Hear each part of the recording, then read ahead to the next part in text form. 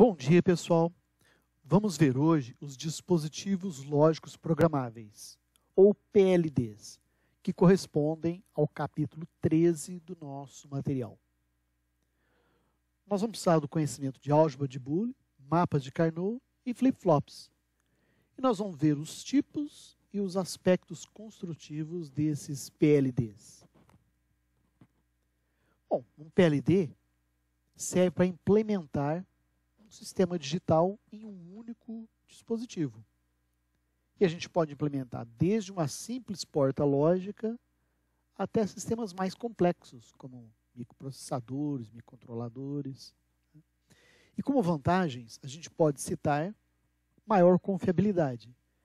Porque se a gente tem um menor número de componentes, significa menos componentes para dar defeito, assim como menos defeito na placa. Defeitos como, por exemplo, de solda. Temos como outra vantagem uma menor área. Se a gente tem menos componentes, a gente consegue produtos mais compactos. Adicionalmente, se a gente coloca tudo dentro de um único componente, a gente minimiza, ou pelo menos atrasa a pirataria. Atrasa que alguém copie o seu produto. E, naturalmente, menos componentes significa menor consumo de energia. Tudo isso junto implica em redução de custo. Vamos ver, então, um princípio de um arranjo lógico programável. Temos um decodificador, 2/4. Só recapitulando, se a gente coloca 0 e 0 nas duas entradas, essa saída se torna ativa. Isto é, ela vai para 1 e as outras ficam em 0. Se a gente coloca 0 e 1, 0 e 1 significa que esta se torna ativa. Se for o contrário, 1 e 0, esta se torna ativa. E se a gente colocar 1 e 1, a última se torna ativa. E a gente vê aqui, em termos construtivos, que há linhas verticais ligadas ao terra através de um resistor. E esses componentes que estão aqui são diodos. Nessa nossa análise, vamos considerar de forma bem simples o diodo, de forma bem simplificada. Se o potencial do anodo for maior do que o catodo, ele vai funcionar como se fosse um curto. Se o potencial do catodo for maior ou igual ao anodo, ele vai se comportar como uma chave aberta. Então, inicialmente, quando a gente coloca 0 e 0, isto é, quando a gente habilita esta saída, quando ela vai para 1, vai para nível alto, estando nível alto nessa primeira linha horizontal, o diodo conduz e a gente vai ter, então, nível alto em D3. Não há conexão nenhuma com D2. Então, D2 continua em 0 porque está via resistor ao terra. Da mesma forma com D1, via resistor ao terra, portanto, D1 está em 0. E aqui nós temos novamente um diodo. Então, como o potencial na linha horizontal está maior que na vertical, ele vai conduzir e vai colocar nível alto em D0 e em D3. Da mesma forma, quando a gente tiver 1 e 0, esta linha em nível alto, então significa que nós teremos em nível alto também D3, D2 e D1. E D0 continua em 0. Assim, a gente pode dizer que D0 vai ficar em nível alto quando esta linha se tornar ativa, que é a linha referente a 0, 0, ou seja, a 1 barra, a 0 barra. Então, a 1 barra, a 0 barra faz D0 ficar nível alto. Quem mais? Esta penúltima linha, que seria a 1, a 0 barra, e a última linha, a 1, a 0, que estão essas três linhas aqui. Essas três linhas estão fazendo uma função OU. Então, a gente simplifica isso aqui e obtém A1 ou A0 barra. Por que é um arranjo OU? Porque D0 vai para nível alto quando esta linha estiver em nível alto, ou quando esta linha estiver em nível alto, ou quando esta linha estiver em nível alto. Isto é, qualquer uma delas em nível alto leva a saída para nível alto. Da mesma forma, D1 está ligado aqui, ou seja, A1 barra A0, e também está ligado aqui, A1 A0 barra, que estão indicados aqui. Isso daqui corresponde, então, a um OU exclusivo. Da mesma forma, a gente tem para D2 e D3. As duas implementações para o D2 e as três implementações para o D3.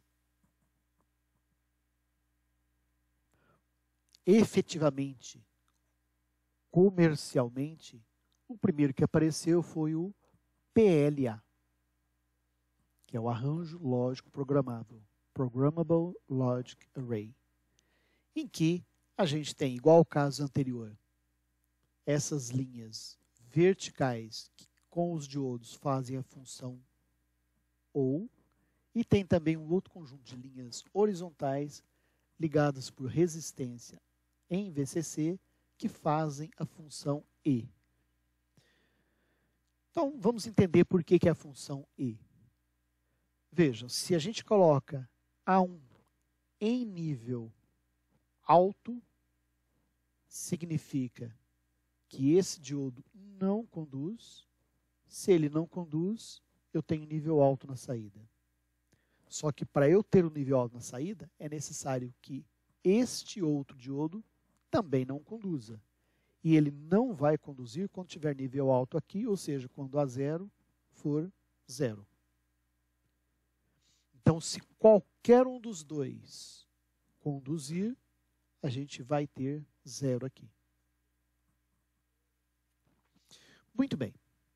Aqui, a gente consegue também implementar as funções. Então, veja. Nessa primeira linha, a gente tem apenas esse diodo conectado em A0 barrado. Então, esta linha horizontal corresponde a A0 barrado. Esta segunda linha horizontal está ligada nesse diodo em A1 barrado. Portanto, ela é A1 barrado. Da mesma forma, terceira linha em A0, quarta linha em A1. Esta quinta linha está ligada em A1 barrado e está ligada em A0. Então, a função desta linha seria A1 barrado, A0. Neste arranjo OU, nós vamos unir esses termos. Então, por exemplo, F3 corresponde a A0 barra, A1 barra, que está aqui. A gente não precisa mais fazer a implementação igual o caso anterior, fragmentado. A gente vem direto aqui, implementando em A1 barrado, A0 barrado. F2 implementa diretamente o A0, que está aqui. O F1 implementa A1 barra 0, A1 A0 barra, que estão aqui. E, finalmente, F0 implementa A1 A0 barra. A0 barra e A1. Esse arranjo que está aqui, a gente pode, por uma questão didática, desenhá-lo dessa forma. Ou seja, nós temos um grupo OU e um grupo E. Ou um arranjo OU e um arranjo E. Mas voltando ao desenho. Para facilitar para o projetista, não é necessário, então, que o projetista desenhe esse diodo. basta ele sinalizar onde deve ter diodo. Então, basta sinalizar através de, no caso aqui, bolinhas onde a gente quer o diodo. Aqui a gente está executando a mesma coisa do circuito real. Veja, essa primeira linha é o A0 barra. A primeira linha, A0 barra. Primeira coluna com primeira linha. Primeira linha com primeira coluna. Ou seja, são equivalentes. Mas essa estrutura que está aqui apresenta um grande inconveniente. O projetista diz onde que deve ser colocado cada diodo e envia o projeto ao fabricante. O fabricante, então, vai produzir o PLA para aquele projeto solicitado. Em outras palavras, se por acaso o projetista errar na colocação do diodo, ele vai pegar o lote que ele recebeu e vai jogar fora. E vai ter que solicitar um novo lote. Se o produto for atualizado, ele tem que jogar o PLA fora e comprar um novo PLA. Então, acaba sendo um pouco inconveniente. Para contornar esse problema, foi desenvolvido então o arranjo programável lógico, em que o fabricante coloca fusíveis e o projetista vai determinar se o fusível deve ser queimado ou mantido intacto, onde queimado significa então uma conexão aberta e o fusível não queimado significa a manutenção da conexão.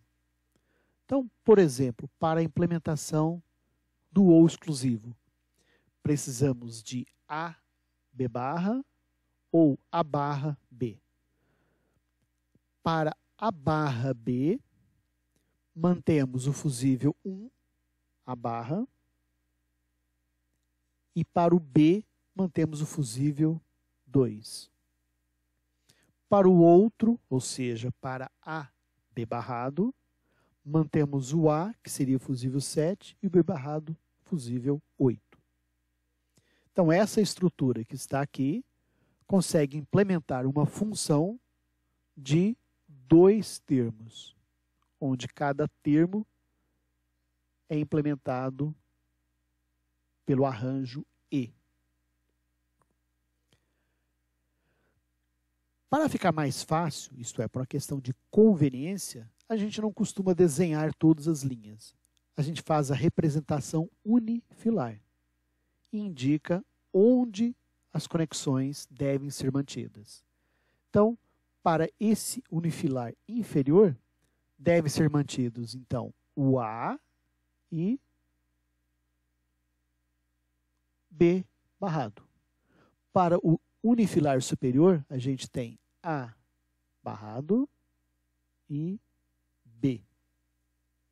Lembrando, então, que aqui eu consigo implementar uma função de 2 termos. Que está aqui, uma função de 2 termos. Mas, essa estrutura que temos aqui agora corresponde efetivamente aos primeiros PAL comerciais, em que a gente tem 4 entradas e 4 saídas. Então, a gente pode observar que por x e y, a gente tem condições de implementar 2 funções aqui de 2 termos cada uma. Z e W corresponde, então, a cada uma função de 3 termos. Então, essa estrutura nos dá 2 funções de 2 termos e 2 de 3 termos. Mas vejam, existe também essa função que a gente pode realimentar aqui para as linhas. Se a gente pode realimentar, significa que a gente pode fazer uma função de 2 termos e realimentar essa função. E essa função que a gente acabou de realimentar, a gente pode usá-la, por exemplo, em W, com mais 2 outros termos. Quer dizer, 2 termos daqui mais 2 termos realimentados nos dão, então, 4 termos. Ou seja, a gente conseguiria fazer uma função de 4 termos, uma de 3 termos e 2 de 2 termos. Ou ainda, uma de 2 termos, e essa daqui, digamos, associada com um y, seria 3 termos. Então, seria 1, 2, 3 de 3 termos. Logo em seguida, foi criado, então, o arranjo lógico genérico, o GAL, que tem como grande inovação o flip-flop. E, através desse multiplexador, pode-se selecionar o que acontece com a saída. Então, uma dada função igual vista anteriormente pode ir para a saída pela seleção desta entrada, que viria para a saída. Ou pode ser invertida e enviada para a saída com um 1. Ou pode ser lançada em um flip-flop e a saída do flip-flop vai para a saída. Ou ainda, a saída Q barrada do flip-flop vai para a saída. Temos aqui também uma inversora controlada, ou seja, essa inversora pode ser desligada ou ligada. No caso desligada, interrompe-se a ligação entre a saída do MUX e esse ponto E/S. Essa saída também é realimentada para a implementação de outras funções. Logo em seguida, vieram os dispositivos lógicos programáveis complexos, em que, além dos blocos lógicos, existe aqui uma matriz de interconexões. Essa matriz de interconexões é formada, então, por um grupo de chaves que vai chavear, vai interconectar essas ligações.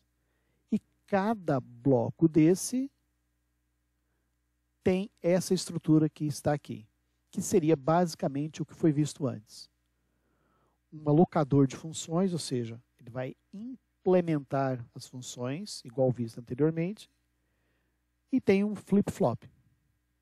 Como exemplo dessa estrutura, a gente tem a família Altera Max 7000 e a família Xilinx XC9500XL. Depois disso, apareceram então os arranjos de porta programáveis em campo, ou FPGA. E aqui nós temos alguns exemplos, em que a gente tem uma quantidade maior de matriz de chaveamentos e os blocos lógicos no meio. Essa matriz de chaveamento é um conjunto de chaves, que dependendo de qual chave está aberta e qual chave está fechada, a gente consegue rotear os sinais em várias direções. E a função em si é basicamente o que foi visto antes, onde que tabela de valores aqui significa a implementação de uma função, onde que se tem o arranjo E e o arranjo OU, igual visto anteriormente. Só que agora não mais por fusíveis, e sim o sinal é mantido por um flip-flop. E também temos dentro os flip-flops. Então essa estrutura se torna um pouco mais complexa. Naturalmente, esse chaveamento de dados não é feito à mão. Existem, então, as ferramentas de software para se fazer isso, como é o caso do Quartz. Além dessas informações, dessas características, as FPGAs foram incorporando novas funcionalidades, como, por exemplo, memória flash ou memória E2PROM.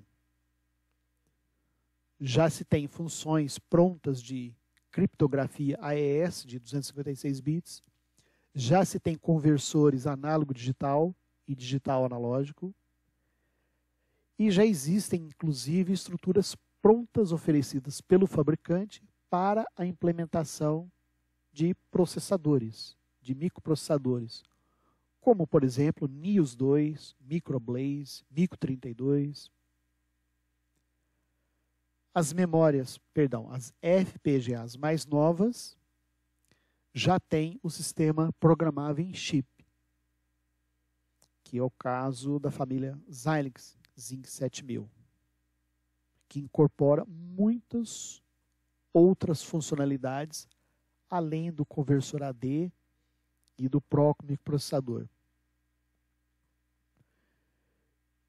E as mais recentes têm até processador dual core ali dentro, como é o caso da Altera Arria 5. Como mencionado, nada mais é feito manualmente, dada a complexidade dessas FPGAs. Então, toda a sua programação é feita por ferramentas de software. Por enquanto é só, pessoal.